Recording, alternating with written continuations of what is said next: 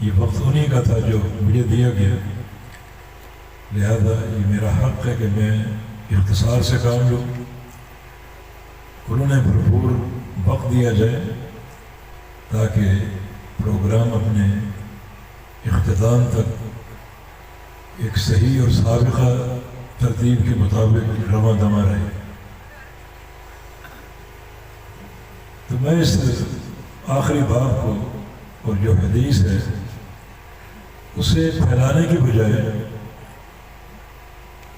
یہ امام بخاری کا ترجمہ ایک آیت کریمہ پر، اس کے صرف ایک حرف کو لے لیتا ہوں۔ باب قول اللہ تعالی وَنَضَعُ الْمَوَازِينَ الْقِسْطَ لِيَوْمِ الْقِيَامَةِ، یہ لیوم القیامہ کی لام ہے، اس پر تھوڑی سی بات ہم کر لیتے ہیں اور یہیں تک اپنے اس درس کو محدود رکھتے ہیں۔ اسلام کے علماء نے دو معنی بیان کیے ہیں، ایک یہ کہ یہ لام بمعنی فی ہے،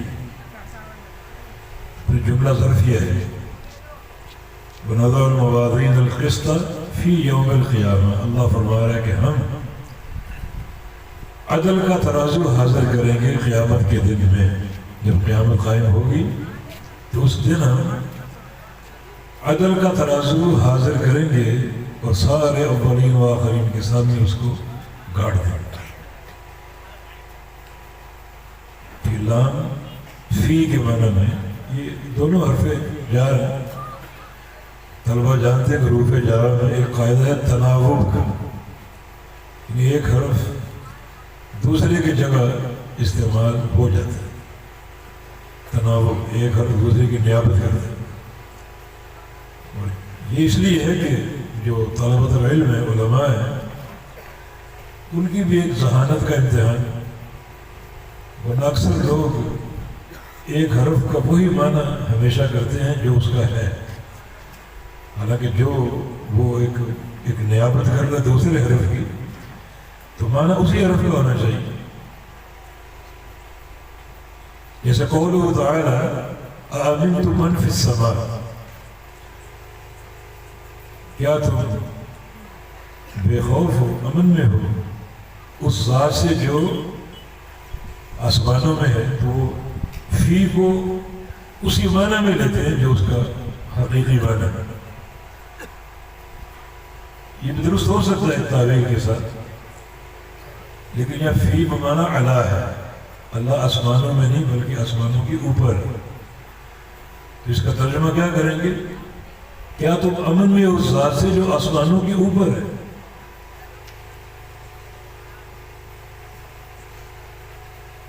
تو یہ حروف جارہ کا استعمال جو ہے نا، اسے ہمیشہ محفوظ رکھو۔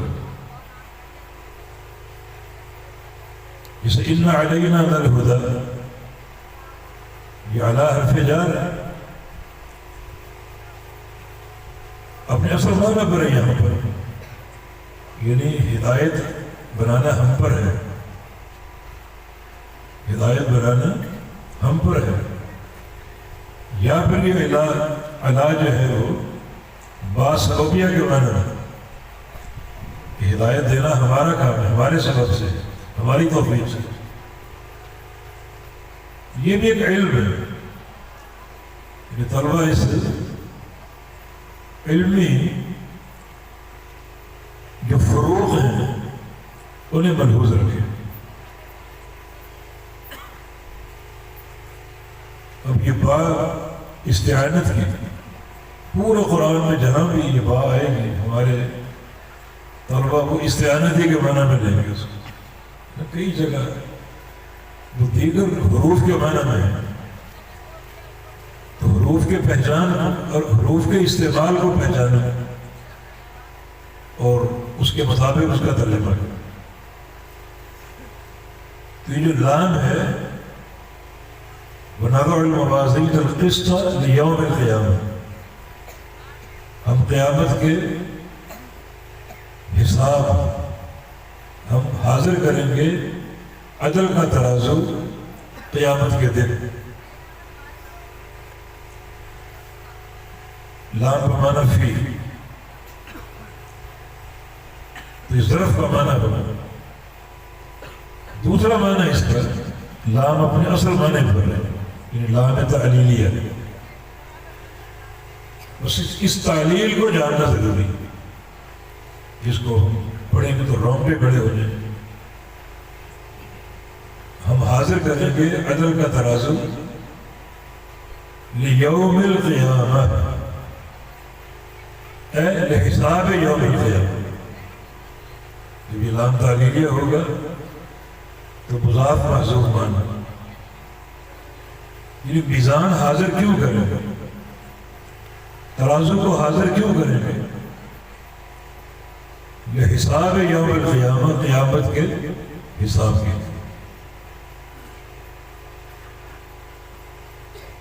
بڑا یہ بڑا مرحلہ ہے کہ اللہ تعالیٰ نے ہم سب کے حساب کے لیے ہمیں میزان کے سامنے کھڑا کرنا، ترازو کے سامنے کھڑا کرنا. جیسے ایک حدیث میں لفظ ہے کہ احضر وزنک، اپنے وزن کو جا کر دیکھو، تیرے اعمال تولے جا رہے ہیں. جو زندگی بھر کی تیری محنت تھی، یہ جو تیری کرتوتیں تھیں، ان سب کا وزن ہے. ترازو سامنے موجود ہے جس کے دو پلڑے ہیں، ایک پلڑے میں تیری نیکیاں ڈالی جائیں گی اور ایک میں گناہ ڈالے جائیں گے. اور اپنے وزن کا خود مشاہدہ کرنا، یہ ہے اقامت حجت. اللہ تعالیٰ بندے کو ترازو کے سامنے کھڑا کر کے اعمال کو تولے گا تاکہ بندہ خود دیکھ لے اور اللہ کے عدل کی حجت پوری طرح قائم ہے. یہ ہے قیامت کا حساب. بڑا یہ خوفناک مرحلہ. پھر اس کو موازین عدل کہا ہے. موازین جمع کا صیغہ، حالانکہ میزان ایک ہی ہے. اس میں بھی تفخیم پیدا کی گئی. اس میزان کو چھوٹا اور معمولی مت لو، بہت بڑا میزان ہے اور بڑا ایک مہیب مرحلہ ہے. اور پھر عدل کا لفظ بھی بذات خود بڑا خوفناک ہے. عدل کون کرے گا؟ اللہ رب العزت. تو اس دن کیسا ہوگا، اس عدل کی کیا حقیقت ہوگی؟ یہ جو میزان کا حساب ہے، ہم ترازو میں اعمال تولیں گے، یہ حساب جو ہے اس میں دو برہانیں لانی پڑیں گی کامیابی کے لیے. عمل کا ڈھیر لگانا کافی نہیں ہے. اب ہر رات کو تہجد پڑھیں، نفلی روزے رکھیں، ہر سال حج کرنے چلے جائیں، عمرے کریں، جہاد کریں اور فرائض اور نوافل کے ڈھیر لگا دیں، یہ کافی نہیں ہے میزان کے لیے. میزان کے لیے ضروری ہے کہ آپ کے جو اعمال ہیں وہ دو برہانوں کے ساتھ ہیں. دو برہانوں کے ساتھ، ایک برہان ظاہری اور ایک برہان باطنی. علماء اور محدثین نے دو حدیثوں کو لیا ہے اور ان کو پورا دین قرار دیا. ایک حدیث اعمال کی صحت کی باطنی برہان ہے اور ایک حدیث اعمال کی صحت کی ظاہری برہان ہے. باطنی برہان صحیح بخاری کی پہلی حدیث ہے. امیر المومنین عمر بن خطاب رضی اللہ عنہ کی روایت ہے، انما الاعمال بالنیات وانما لکل امرئ ما نویٰ. بے شک سارے اعمال کی جو عند اللہ قبولیت اور ان اعمال کی صحت کی شہادت ہے وہ نیت کے ساتھ. ہر عمل کی صحت کی یہ باطنی برہان ہے. نیت دل کا فعل ہے، باطنی عمل کسی کو دکھائی نہیں دیتی، اس لیے ہم اس کی پرواہ نہیں کرتے. ہم ریاکاری کے ہو کر بس ہماری شہرت ہو، نام بری ہو اور میڈیا میں ہمارا نام آئے، پریس میں ہمارا نام گونجے، ہمارے کارنامے بیان ہیں، اپنی شہرت کے بھوکے، لیکن نیت جو کہ دل کا فعل ہے اسے کون دیکھتا، اس کی کوئی پرواہ نہیں۔ حالانکہ دین اسلام میں عمل کی ایک ظاہری فقہ ہے اور ایک باطنی فقہ ہے،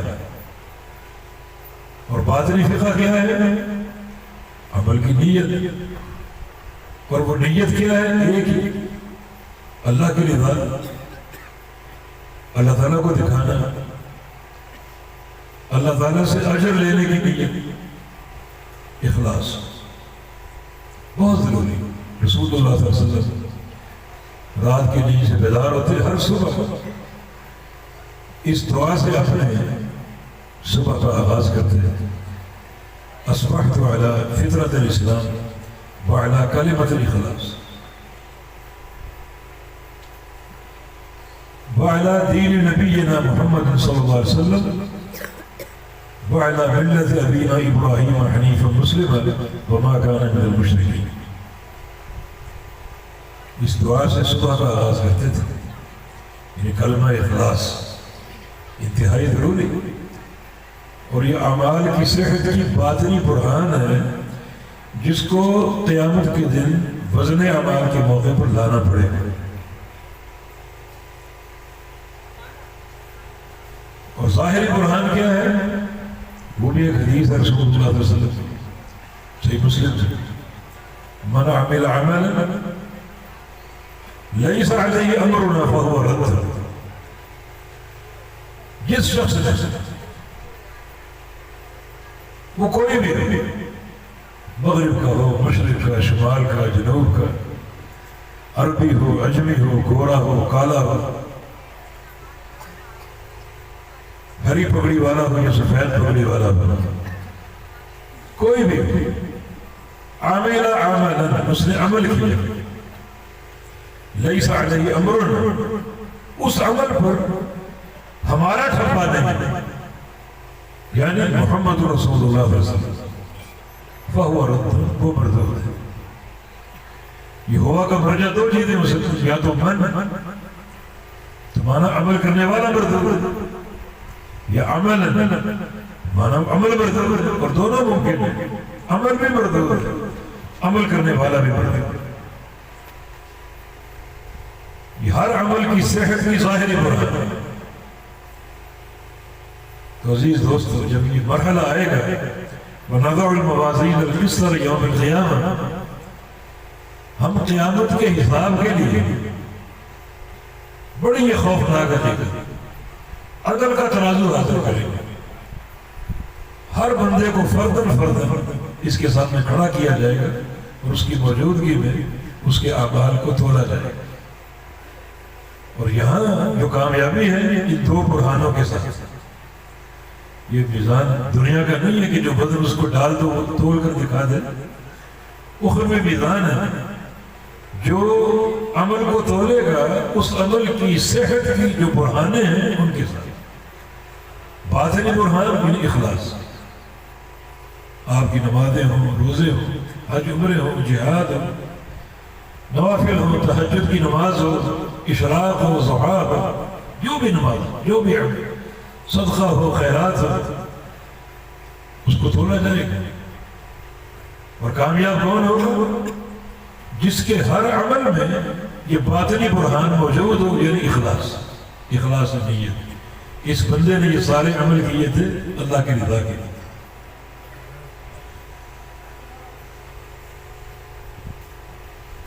یہ بات قرآن نے بھی ذکر کی ہے، حدیث اور قرآن کا ایک ہی مطلب ہے۔ یہ طلبہ فارغ ہو رہے ہیں، ورنہ ہم نصیحت کرتے، لیکن آئندہ کے لیے جو بھی حدیث پڑھے اس کا شاہد قرآن سے تلاش کریں۔ ان غلیظ انسانوں کا منہ بند کرنے کے لیے جو حدیث کا انکار کرتے ہیں، منہ پر مارے ان کے کہ حدیث اور قرآن کا ایک ہی مطلب ہے۔ اگر اللہ کے پیغمبر نے فرمایا انما الاعمال بالنیات، تو اللہ تعالیٰ اپنے رسول کی اس بات کی تصدیق اور گواہی عطا فرماتا ہے۔ افلا يعلم اذا بعثر ما في القبور وحصل ما في الصدور۔ جب انسان کو قبر سے اٹھایا جائے گا اور اس کے سینے میں جو چھپا ہوا راز ہے اس کو نکالا جائے گا. بالکل انما الاعمال بالنیات. بندے کا حج، بندے کی نمازیں، بندے کے روزے سامنے آئے. یہ روزے دار تھا، نمازی تھا، حاجی تھا، ہر مہینے عمرہ کرنے چلے جاتا تھا، بڑے یتیم خانے بنائے، مسجد تعمیر کی، مدارس بنائے، کنویں لگائے، ہینڈ پمپ کھدوائے، بڑی سیٹیں کی. اللہ فرمائے کہ کافی نہیں ہے. ان سارے اعمال کی جو قبولیت کا میرا معیار ہے، باطنی برہان وہ پیش. بندہ کھڑا ہے اب اس کے سینے کے راز نکالا.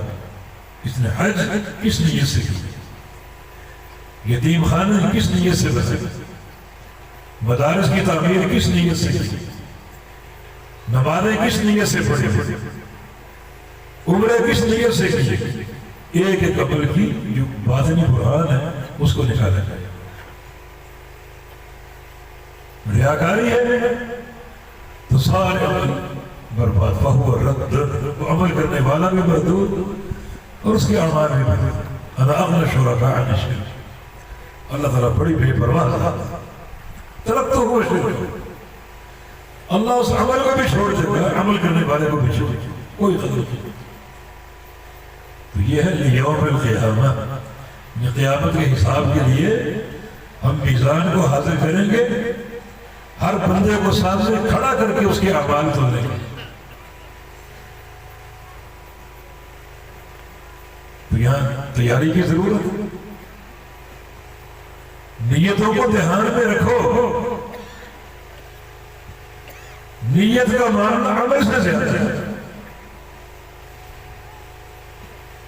بعض اوقات ایک انسان ذرے کے برابر عمل کا اجر پہاڑ کے برابر وصول کرے گا نیت کی بنا پر، اور ایک انسان پہاڑ جیسے عمل کو برباد کر بیٹھے گا نیت کی بنا پر. نیت کی صحت، نیت کا اخلاص اور نیت کا بگاڑ. میں اس موقع پر وقت نہیں ہے، ایک نصیحت اخلاص کی حفاظت کے لیے نبی علیہ السلام کے صحابی زبیر بن عوام رضی اللہ عنہ، ان کا ایک قول آپ کے سامنے رکھوں. وہ اخلاص کی بات کر رہے ہیں بلکہ اس سے بھی بڑھ کر بات کر رہے ہیں. اس نہج پر سوچ اپنی پیدا کرو تاکہ اخلاص پر کچھ تربیت حاصل ہو. ان کا قول ہے کہ من استطاع ان تكون له خبیئة عند اللہ فلیفعل. اگر کسی شخص میں طاقت ہو کہ اس کی اللہ کے ہاں کوئی خبیئہ ہو تو ایسا ضرور کرو. خبیئہ ضرور ایسا عمل جو صرف اللہ کے رضا کے لیے، صرف اللہ کے لیے، اللہ کو دکھانے کے لیے، حتیٰ کہ اس عمل کا علم اس کی بیوی تک تو نہیں، اس کی اولاد تک تو نہیں، اس کے والدین تک تو نہیں، اس کے دوست احباب کو نہیں. یہ خبیئہ کوئی نہیں جانتا. بعض محدثین کی سیرت میں یہ بات ملتی ہے کہ غالباً 40 سال کے روزے رکھے اور اس کی بیوی تک وہ علم نہیں تھا کہ میرے شوہر نے اتنے روزے رکھے. 40 سال سرد و سیاح نہیں، وہ تو ممنوع ہے. محدثین اس نقطے کو جانتے ہیں. روزانہ روزہ رکھنا بنا داغا یہ بدعت ہے، جائز نہیں. نبی صاحب روکا لا صام من صام الابد، جس نے ہمیشہ کے روزے رکھے اس نے ایک روزہ نہیں رکھا. ہاں نبی علیہ السلام کی حدیث احب الصیام الی اللہ صیام داؤد کان یصوم یوم یفطر یوم، کہ اللہ کے نزدیک بہترین روزے داؤد علیہ السلام کے روزے، ایک دن روزہ رکھتے ایک دن نہ رکھتے. یہی عمل اس محدث کا. بیوی تک کو معلوم ہے، صبح روزانہ گھر سے نکلتے اور ان کو کھانا ہمراہ دیا جاتا تاکہ دوپہر کو کھا سکیں، جسے روزہ ہوتا اس دن وہ کھانا کسی مسکین کو صدقہ کرتا، روزے کا بھی اجر اللہ کی رضا کے لیے اور صدقے کا بھی۔ یہ ہے خبیہ، ایک ایسا عمل جو اللہ کے علاوہ کوئی نہیں جانتا۔ اس نہج پر اپنی سوچ تیار کیا، یہ درجہ اخلاص سے بھی اونچا ہے۔ اخلاص کا عمل وہ ہے کہ دنیا دیکھ رہی ہے مگر آپ کی نیت مثبت، ریاکاری کی نہیں، اللہ کی رضا۔ لیکن خفیہ کا معاملہ ایسا ہے کہ دنیا کو آپ دکھائی نہیں،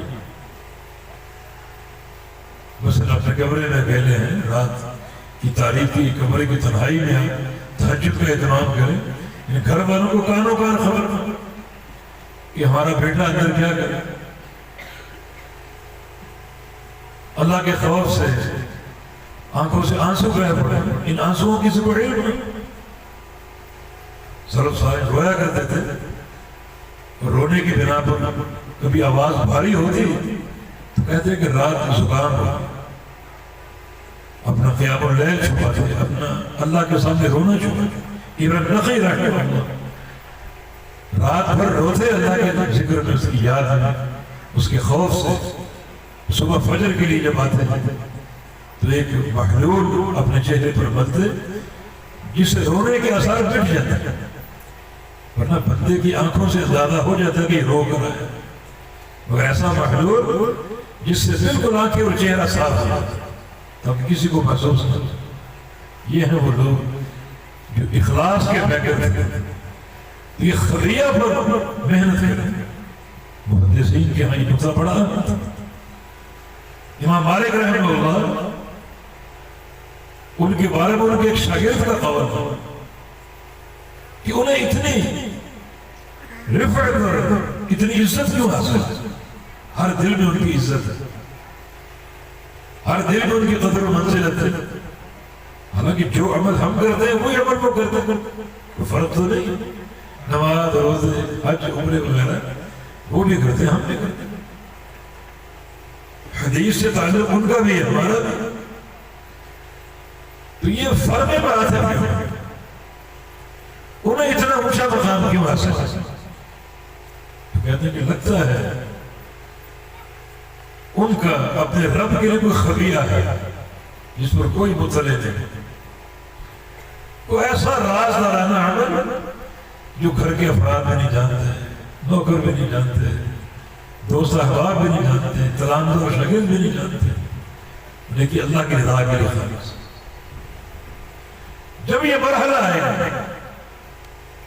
وَحُصِّلَ مَا فِي الصُّدُورِ، انسان کے سینے کے راز کو نکالا جائے تو کئی راز نکلیں گے، کسی کے دل میں کینہ، کسی کے دل میں حسد، کسی کے دل میں بغض، کسی کے دل میں ریاکاری، یہ لوگ عذاب علیم میں جھونکے جائیں۔ کسی کے دل میں اخلاص، ان عمل صالح اخلاص کے ساتھ اللہ ان سے راضی ہوگا، ان کو اجر دے گا، اور کسی کے دل سے خفیہ برآمد ہوگا، یا اللہ یہ بندہ وہ ہے جس نے کچھ اعمال انجام دیے ایسا چھپا کر رکھا کہ تیرے علاوہ کسی کو اس کا علم نہیں ہونے۔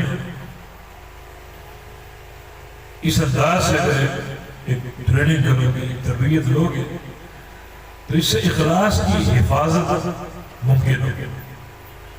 امام احمد بن حنبل رحمہ اللہ انہوں نے عبداللہ بن مبارک کا ذکر کیا کہ عبداللہ بن مبارک رفع اللہ ابن المبارک لخفیت کانت له عند اللہ، کہ اللہ تعالیٰ نے ابن مبارک کو، عبداللہ بن مبارک بڑا اونچا شرف، بڑا اونچا مقام ہے۔ یہ مقام ہمیں کیوں نہیں حاصل؟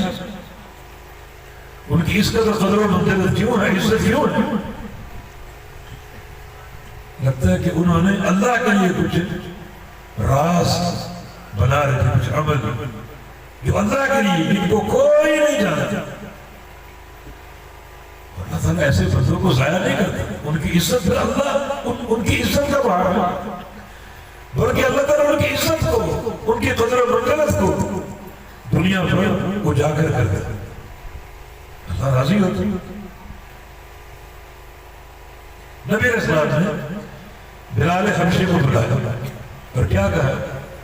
اخبرنی بارجع عمل عملتہ، بلال مجھے بتاؤ تمہارا وہ کون سا کو خوبصورت عمل ہے؟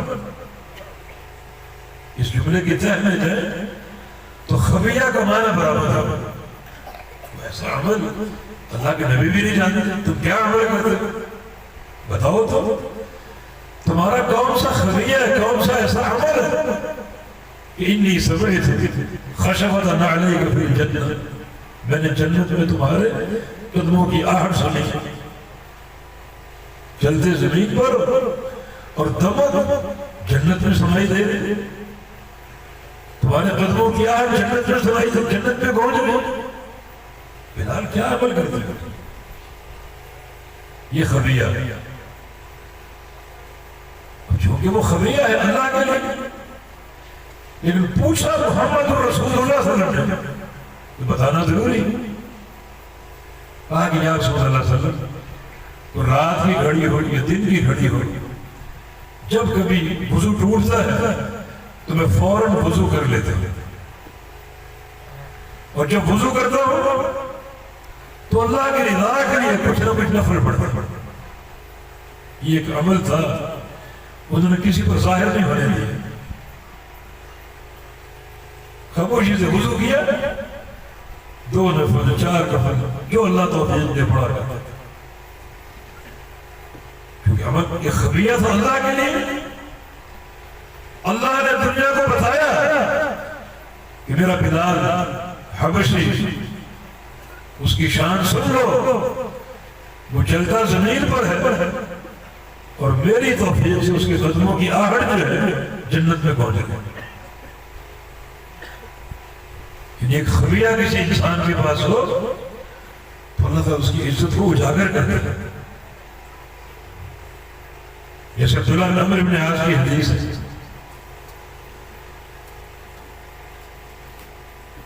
اللہ کے نبی نے کیا فرمایا؟ سیدخل علیکم رجل من اہل الجنہ، ان قریب ایک شخص آئے گا اس مجلس میں داخل ہوگا، وہ جنتی، یہ شان کا اظہار ہے، وہ جنتی۔ ہمارا عقیدہ ہے انشاءاللہ سارے صحابہ جنتی، مگر الگ سے جنت کی بشارت، ابو بکر فی الجنہ، عمر فی الجنہ، یہ ایک الگ ایک شرف ہے، ان قریب ایک شخص آنے والا ہے وہ جنتی۔ اور صحابہ اشتہار ہے، کون شخص ہے اس زمین کی پشت پر چلتا پھرتا جنتی؟ ایک صحابی آگے عبداللہ بن عمرو بن عاص، اس کی نظر اس پر ٹک گئی اور سوچا کہ میں اس کا کردار دیکھوں، عمل دیکھوں، تاکہ وہ عمل اپنے اندر پیدا کرنا۔ مجلس برخاست ہوئی، وہ شخص وہاں سے روانہ ہوا کہ ان کے پیچھے چلے، حتیٰ گھر آ گیا اور عبداللہ بن عمرو نے کہا کہ میرے بھائی اگر اجازت ہو تو کچھ وقت گزاروں آپ کے ساتھ، کچھ دن رہوں آپ کے ساتھ۔ کہا کہ ضرور، بڑے شوق سے رہنا شروع، 3 دن رہے، لیکن کچھ مایوسی ہوئی، کوئی ایسا عمل تو نظر نہیں آیا، یہ عمل ہم کرتے ہیں وہی کرتے ہیں، قیام اللیل ہے، یہ روزے ہیں، یہ نمازیں ہیں، جماعت کی حاضری ہے، اخلاق حسنہ کا برتاؤ، کوئی فرق تو نظر نہیں آیا۔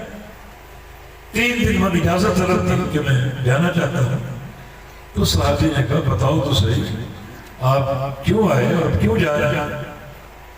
تو انہوں نے صاف بات بتا دی کہ فلاں دن اللہ کے نبی نے یہ فرمایا تھا ان قریب ایک شخص آنے والا ہے وہ جنت ہے، اور تم آئے تھے۔ تو مجھے شوق پیدا ہوا کہ میں تمہیں دیکھوں، تمہارا عمل اور کردار اپنا اچھا تو پھر کیا دیکھا تھا، وہ خاص نہیں، جو عمل تم کرتے ہو وہ سارے ہم بھی کرتے ہیں، کوئی فرق نظر نہیں آیا۔ تو صحابی نے عرض کیا کہ تمہیں نظر آئے گا بھی کیسے؟ وہ مانا تو دل کا ہے، لیس فی قلبی غش لأحد، میرے دل میں کسی بھائی کے خلاف کوئی میل کچیل نہیں، کوئی دھوکہ دہی، کوئی فراڈ، کوئی کینہ، کوئی بغض، کوئی حسد. میرا دل جو ہے نا ایک شفاف آئینے کی طرح، یہ ایک خبیہ اللہ کی رضا کے لیے کہ سارے بھائیوں کے تعلق سے، سارے مسلمانوں کے تعلق سے اپنے دل کو شفاف رکھا ہوا. اور یہ بہت بڑی ایک نیکی ہے، بلکہ میں کہتا ہوں کہ جنت کا شارٹ کٹ ہے. وَأَن تُصْبِحَ وَلَيْسَ فِي قَلْبِكَ غِشٌّ لِأَحَدٍ. صبح اٹھو اور اپنے دل کو ٹٹولو، اگر دل میں کوئی میل کچیل نہ ہو، کسی بھائی کے حق میں کہ دل میلا نہ ہو، سمجھو کہ یہ قوارب میں نجاست ہے، تو جنت میں جاتا ہے. تو بات تھوڑی سی پھیل گئی، بس عرض یہ کرنا چاہ رہا ہوں کہ یہ جو یوم القیامہ، حساب یوم القیامہ، یہ لان جو تعلیمی ہے، یہ علت بڑی قابل قدر ہے. ہم عدل کا ترازو کیوں لائیں گے؟ قیامت کے حساب کی. حساب کا تمیز کیا ہے؟ اعمال کیوں تولے جائیں؟ اللہ تعالیٰ ہر بندے کو سامنے کھڑا کر کے اس کے اعمال کو تولے گا، اور اس کے اعمال میں دو چیزیں تلاش کی جائیں گی. ایک اس عمل کی جو وزن کیا جائے گا، اس کی صحت کی باطنی برہان جو کہ اخلاص نیت ہے.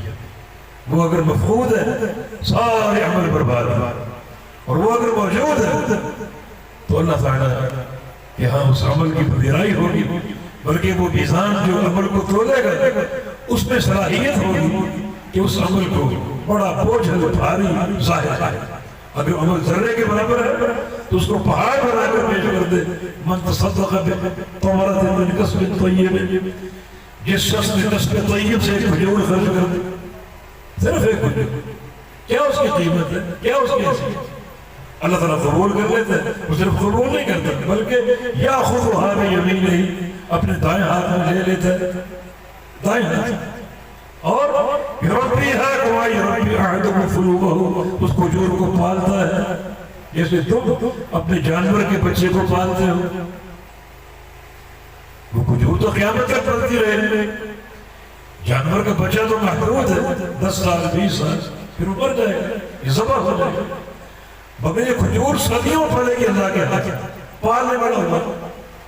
حتی تصیر مثل جبل مثل احد، قیامت کے دن وہ انسان آئے گا جو کھجور کو بھول چکا ہے. وہ دیکھے گا کہ میری کھجور جو میں نے فلاں وقت صدقہ دی تھی ایک پہاڑ بن کر اللہ کے میزان میں پڑی. میزان میں اصلاح کیا بندے کا عمل اخلاص نیت پر تھا، اور یہ کھجور اس کی کامیابی کا باعث ہو سکتا ہے، اس کے نیکی کو پلڑے کو بھاری کرنے کا سبب ہو سکتا ہے. یہ بات نہیں بڑھنا. پھر دوسرے نمبر پر اس عمل کی ظاہری برہان، یعنی باطنی امتحان میں انسان کامیاب ہو، مخلص تھا، ریاکار نہیں تھا، لیکن ابھی معاملہ ختم نہیں ہوا. اب اس میں دوسری دلیل چاہیے، دوسری برہان چاہیے عمل کی صحت کی، اور وہ ہے ظاہر. ظاہر برہان کیا ہے؟ اس عمل کا مطابق ہونا کس کے؟ اللہ کے حبیب کے طریقے اور اللہ کے پیغمبر کی سنت. قوم برادری کا طریقہ نہیں، باپ دادا کا طریقہ نہیں، کسی پیر و مرشد کا طریقہ نہیں، کسی امام کا طریقہ نہیں. اس عمل کی جو ظاہری برہان ہے وہ کیا ہے؟ یہ عمل اس شخصیت کے عمل کے مطابق ہے یا نہیں جس کو اللہ نے قیامت کے لیے نمونہ بنا کر بھیجا. لقد کان لکم فی رسول اللہ اسوۃ حسنہ، یہ تلاش کیا جائے. تو اگر یہ ظاہری برہان موجود ہے تو دونوں برہانیں مل کر اس عمل کو پہاڑ بنا کر بڑا اجر ہوگا، بڑی پذیرائی ہوگی، بڑا اللہ کی رضا حاصل ہوگا.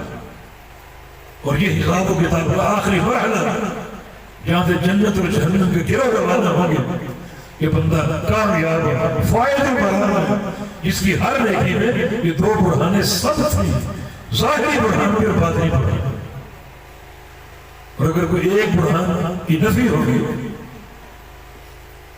باطنی برہان تو موجود ہے، اخلاص کی حفاظت، مگر سنت کی مطابقت موجود نہیں، تو اس کا اخلاص کام نہیں آئے گا جب تک اللہ کے حبیب کی سنت کی مطابقت ہو۔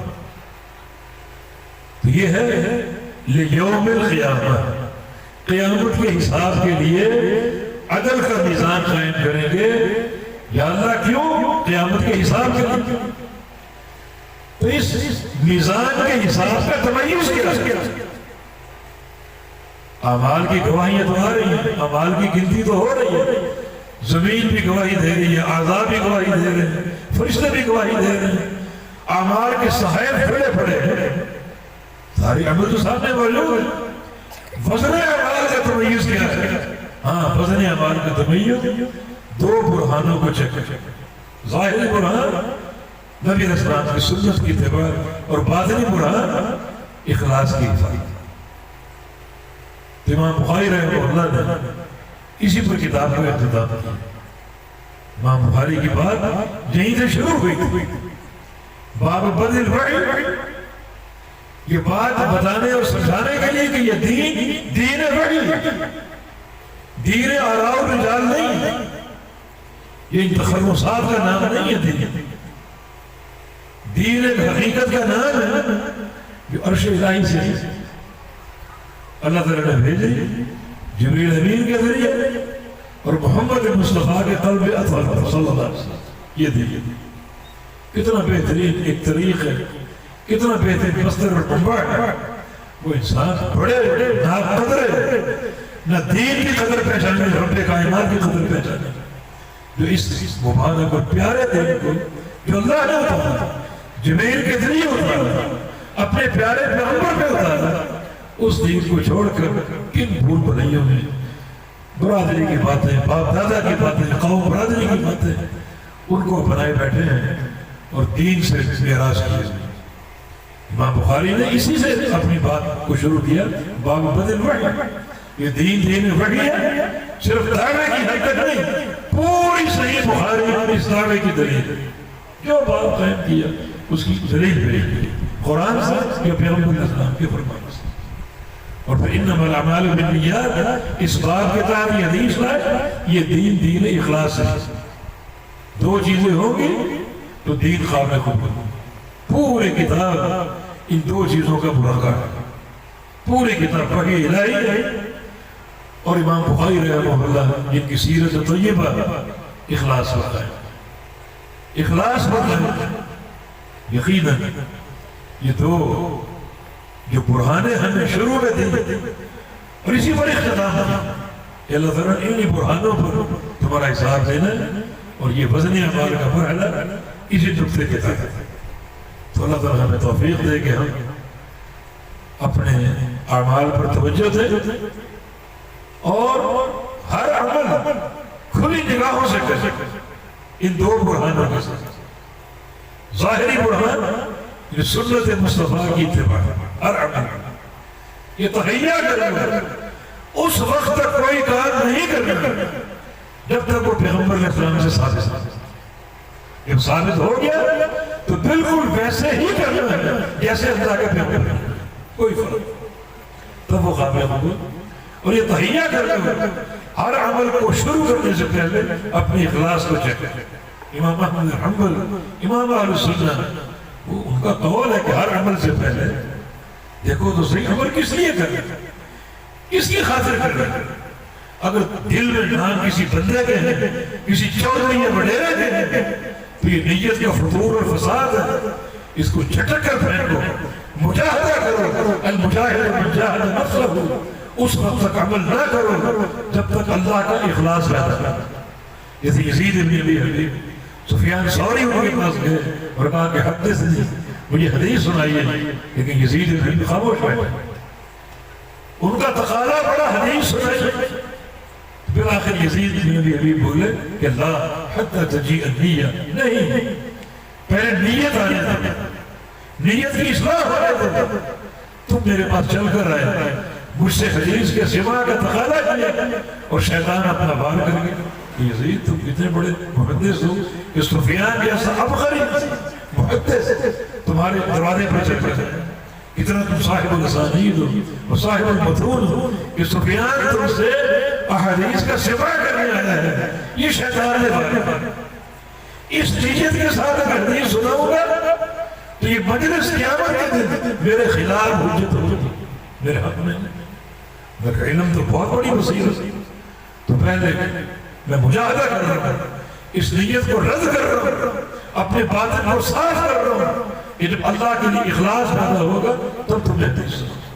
یہ صرف صالحین حفظ نیت کے ایک پروگرام اور کیا ان کے عمل کی کیفیت تھی اور کس طرح وہ اخلاص کی حفاظت کرتے تھے۔ اللہ تعالیٰ ہمیں بھی توفیق عطا فرما دے۔ وما توفیقنا الا بالله اقول قولي هذا واستغفر الله لي ولكم واخر دعوانا ان الحمد لله رب العالمين۔